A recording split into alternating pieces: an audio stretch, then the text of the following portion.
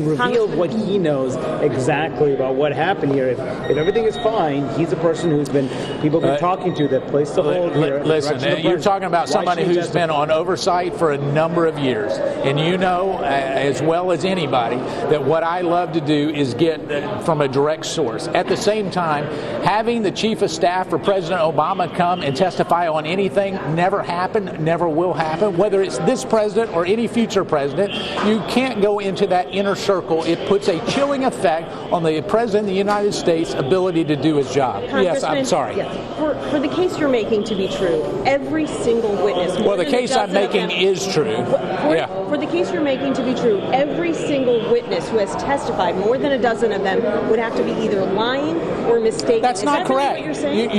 Your characterization is so inherently wrong and biased. I can tell you. That they believe the Bidens were the focus of the presidency. So let me ask you this: for the American people, how many hours have you been sitting in these depositions? How many hours? I haven't seen you. No, you have not read all the transcripts. You've read.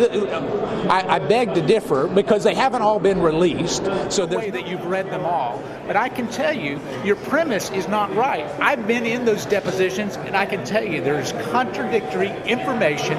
This president had not put any condition on the aid, and certainly when we talk about impeachment, why are we doing this? Why are we all here 11 months from an election?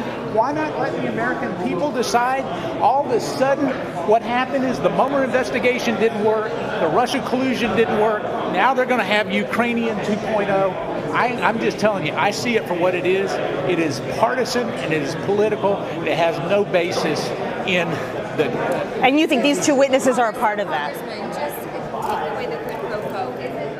Okay for any future president now to ask a foreign leader for an investigation into their political opponent. Yeah, you got to understand the backdrop of what this is all about.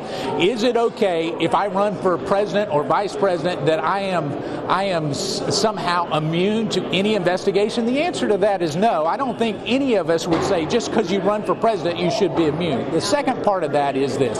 The backdrop of this comes from a 2016 connection to Ukraine.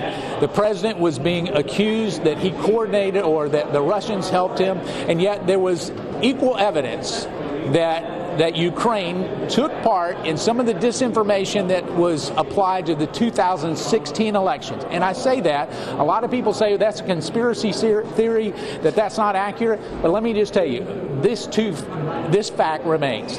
Either Nellie Orr lied to Congress, where she talked about a Ukrainian connection, or there was one. There's no in between. What about George Kent testifying just now, saying that there was no American official that tried to interfere in any sort of investigation into Greece?